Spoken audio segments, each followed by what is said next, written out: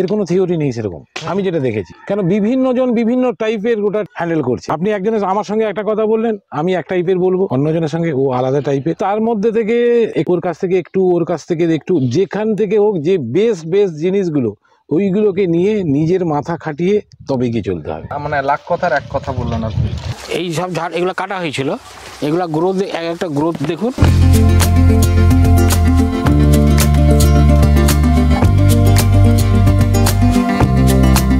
এই ফার্মটা আমি ভিজিট করব, মাত্র 2 মাস হয়েছে ফার্মটা, এবং সব দেখতে পাচ্ছেন সব নতুন নতুন, ফার্মের কালারটাও নতুন, ছাগলও সেখানে ঘুরছে, এবং সেদিকটা রয়েছে গ্রেজিং এরিয়া। তো ভিডিওর আপনারা জানেন যে প্রত্যেকটা ভিডিওতে কিছু না কিছু নতুন ইনফরমেশান থাকে, ঠিক আছে? তো যখনই কোনো নতুন ফার্মার বা নতুন মানুষের সঙ্গে আমি মিট করি, তার কাছ থেকে কিছু না কিছু নতুন তথ্য উঠে আসে। যে যত বলুক না কেন, একটা ভালো পয়সা লাগে। এরকম 2, 4টা, 5টা, 10টা বাড়িতে যেমন আছে সেরকম করতে গেলে কিছুই নয়। বাট আপনি যদি ট্রু সেন্সে কমার্শিয়াল পারপাসে যেতে চাইছেন, তাহলে কিন্তু আপনাকে একটা ইনভেস্টমেন্ট করতে হবে। ফার্ম, গ্রেজিং অ্যান্ড ফেন্সিং সব কিছু নিয়ে এভরিথিং যেটা আছে।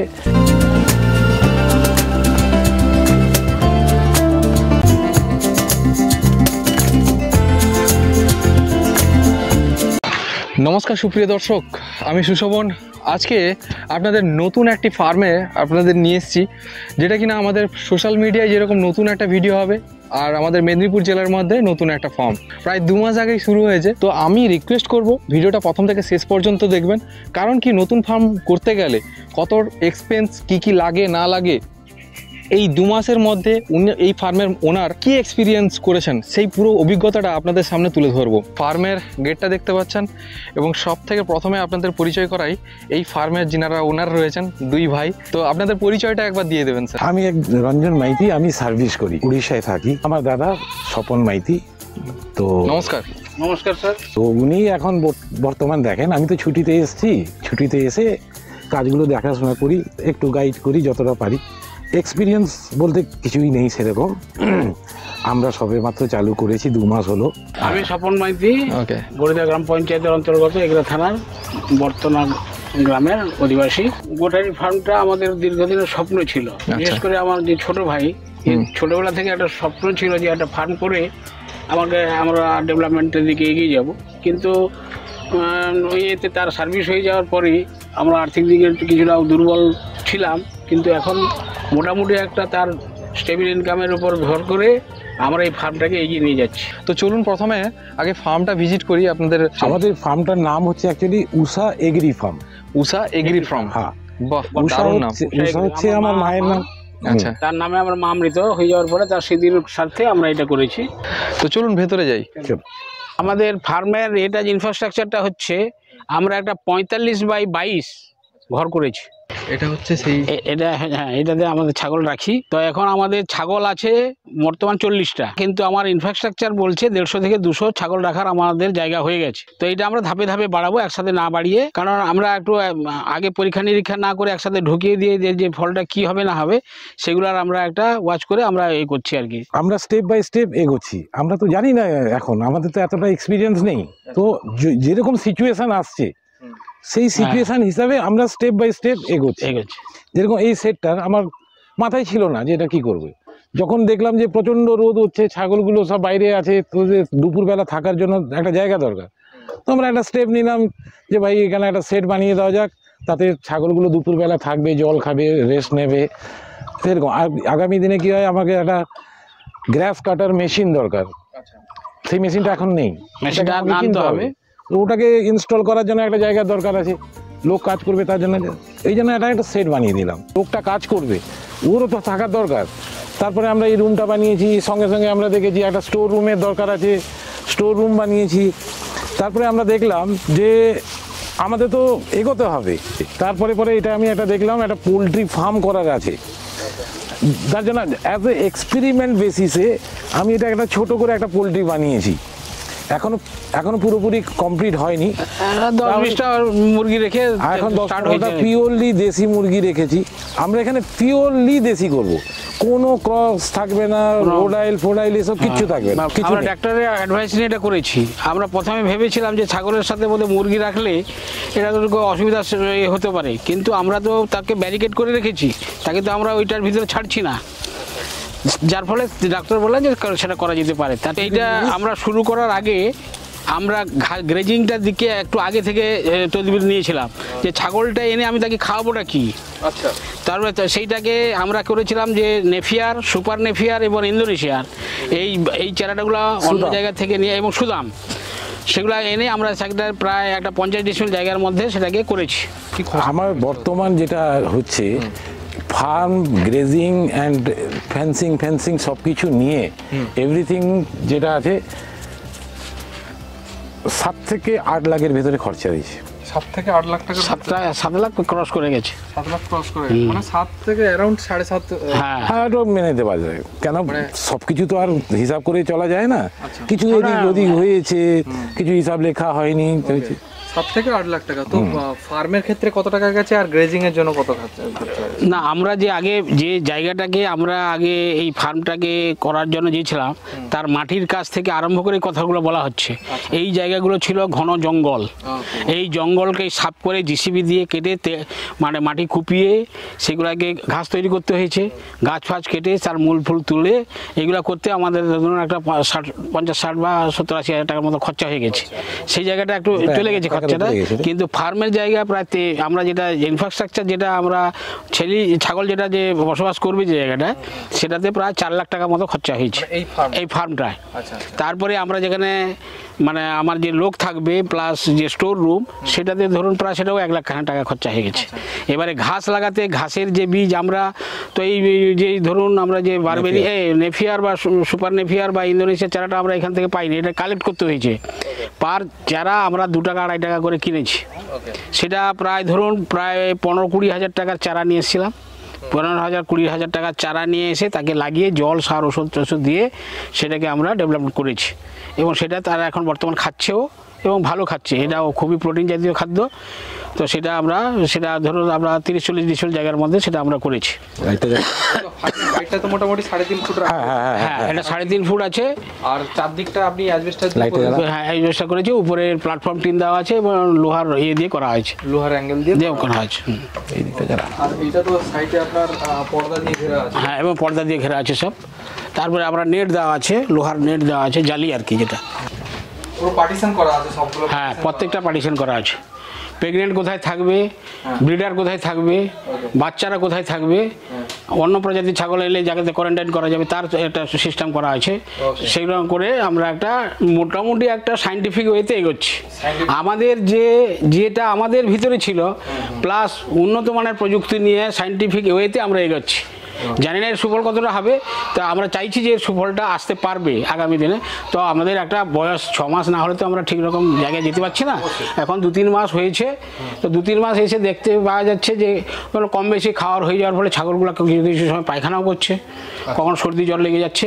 তবে সেটা আমাদের যে মানে প্রাকৃতিক যে বা ভেষজের উপরে আমরা অনেকটা ডিপেন্ডেন্ট ছিলাম, কিন্তু ডাক্তারের পরামর্শ নিয়ে আমরা সেগুলোকে গ্যাসের ওষুধ দিয়ে মানে সেগুলোকে আমরা ঠিকঠাক জায়গায় বর্তমান নিয়ে এসেছি।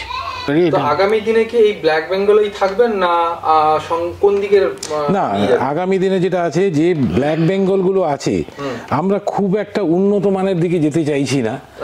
আমরা চাইছি ব্ল্যাক বেঙ্গল আমাদের সঙ্গে থাকবেই থাকবে। তা প্যারালালি যেটা আছে, প্যারালালি আমরা চাইছি কিছু ক্রস বিট করাতে আছে এবং তার দ্বারা কয়েকটা ছাগল ব্ল্যাক বেঙ্গল কয়েকটা প্রেগনেন্ট হয়েছে, 4-5টা প্রেগনেন্ট হয়ে গেছে। 7টার মতো হয়েছে। আমরা 5-7টা ফার্ম ঘুরেছি। এবারে যেটা বলছিলাম যে ছাগলটা এসে আমরা যখন ইনিশিয়ালি ভাবছিলাম যে বোধহয় শুধু ঘাসের উপরে এরা ঠিকঠাক হয়ে যাবে, কিন্তু দেখা গেল এদের প্রোটিন কমে যাচ্ছে। তাই আমরা কি করেছি না, কিছু খড় ধরুন আমরা যখন আমাদের 30টা থেকে 40টা যখন আমাদের এখন সংখ্যা হয়ে গেছে, তারা প্রায় 20 আঁটি খড় কাটছি, তার সাথে কিছু খয়েল দিচ্ছি, তার সাথে বেস্ট মিনারেল একটা গোল্ড পাওয়া যায় দানা খাওয়ার, সেটা দিচ্ছি। তারপরে ভুট্টা দেওয়া হচ্ছে এবং নুন দেওয়া হচ্ছে প্লাস খাওয়া সোডা, এইরকম একটা মিক্সচার করে এবং কিছু সময় গুড়ও দেওয়া হচ্ছে দিয়ে সেটা একটা মিক্সিং করে দানা খাওয়ার সকালে প্রায় বডি ওয়েট অনুযায়ী তাদেরকে 100 থেকে 150 গ্রাম খাবার আমরা সকালে দিচ্ছি। এটা খাওয়ার পরে আমরা ঘাস দিচ্ছি, ঘাস দেওয়ার পরে তাকে আমরা আবার জল খাওয়াচ্ছি। সেই জলের সাথে কিছুটা গুড় দেওয়া হচ্ছে, কিছু দানা খাবারের ভুট্টা বা যে ধরুন মিল্কনের যে কিছু কিছু খাবারের যেগুলো সেগুলোকে মিশিয়ে, যেদিন ধরুন এইটা নেই তখন আমরা যে ধান থেকে যে কুঁড়াটা পাওয়া যাচ্ছে তার সাথে কিছু খুদ পাওয়া যাচ্ছে সেগুলোকে মিশিয়ে ওদেরকে খাওয়ানো হচ্ছে। এছাড়া আর একটা জিনিস হচ্ছে যে চারাগুলো এনে আমরা লাগিয়েছিলাম, ধরুন নেফিয়ার বা সুদাম, বা সুদামটা হবে না কারণ তার বীজ পাওয়া যাচ্ছে যখন তাকে আর কাটিং করা যাবে না, কিন্তু নেফিয়ার বা সুপার নেফিয়ার বা ইন্দোনেশিয়া যে চারাটা এনে আমরা লাগিয়েছিলাম সেই ঘাস পাওয়ার পরেও যে তার যে কাণ্ডটা সেখান থেকে আমরা চারা বিক্রি করতে পারি। যদি কেউ নিতে চান আমাদের কাছে এলে যোগাযোগ। হ্যাঁ, আমরা অলরেডি চালু করেছি, মানে অলরেডি ফার্ম শুরু হতে না হতে বেশি স্টার্ট হয়ে গেছে, কারণ এটা আমরা আগে থেকে একটু প্রিকশনটা নিয়েছিলাম। অ্যাকচুয়ালি 5-6 মাস আগে থেকে ঘাস তৈরি করেছিলাম। খুব ভালো একটা জিনিস। তো চলুন এবারে একটু ড্রেজিং কেমন ভাবে রেডি করেছেন। চলুন। শুকনো কোন এটা ছিল সুদাম, এটা কাটা হয়ে গেছে সামনেরটা এইটা। হ্যাঁ, তারপর আবার এটা জল সার ওষুধ দিতে এটা আবার গজাচ্ছে। মানে কেউ যদি একটু ঘুরতেও আসে এই জায়গাটা কিন্তু ভালো লাগে। আপনার কি এটা হচ্ছে সুদাম ছিল, সুদাম এসে সুদাম। আচ্ছা, এটা কাটা হয়ে গেছে। এটা কাটা হয়ে গেছে, এটা কাটা একবার দুবার হয়ে গেল। আচ্ছা আচ্ছা, মানে প্রথম যখন লাগিয়েছিলাম আজ থেকে ধরুন 5-6 মাস আগে, তারপরে সেটাকে কেটে খাইয়ে দেওয়া হয়েছিল, তারপরে আবার একবার হয়েছিল। এটা তৃতীয়বারে হচ্ছে, এটা তৃতীয়বার হচ্ছে। ড্রেজিং এরিয়া করা হয়েছে, ঘাসের যোগান যেভাবে তৈরি করা হয়েছে এটা নজর কাড়ার মতন, পুরো একদম সুন্দর। কথা আছে নাকি? এই ডান দিকেরটা কি রয়েছে? এটা কিছু সুদাম আছে আর নেফিয়ার আছে, ওটা মিক্স করা আছে। হ্যাঁ, একটু মিক্স করা ছিল। এই সব ঝাড় এগুলো কাটা হয়েছিল, এগুলা গ্রোথ, একটা গ্রোথ দেখুন, দারুণ গ্রোথ। এই দেখেছেন এই যে গ্রোথ এসছে, মানে একটা তো প্রায় 30-40 টাকা করে কাঠি আছে। হ্যাঁ হ্যাঁ হ্যাঁ, অনেকে দেখেছি ভিডিওতে বলে যে ব্ল্যাক বেঙ্গলে সব থেকে লস বেশি, ব্ল্যাক বেঙ্গলে বেশি কমেন্ট যেটা থাকে যে গ্রোথ কম। যে পরিশ্রমটা ব্ল্যাক বেঙ্গলে করবে সেই জায়গায় বারবারি বা অন্য ক্রসবিডে করলে সেই জায়গায় প্রোডাকশন পরিমাণটা বেশি। যে আমাদের তোতা বা অন্যান্য যে জাত প্রজাতি আছে সেগুলোকে করতে দিয়ে যে একটু অসুখ বেশি হচ্ছে, আমাদের আবহাওয়ার সাথে সেট করতে একটু সময় লাগছে। আচ্ছা, আদার্স এগুলো এবার কিন্তু বেঙ্গল গোটের কোনো অসুখ নেই। ওকে, এরা কিন্তু যা আমরা খাবার দিচ্ছি, ন্যাচারালি যা খাচ্ছে, যা আমরা দিচ্ছি, এটা থেকে কোনো রকম অসুবিধা হচ্ছে না।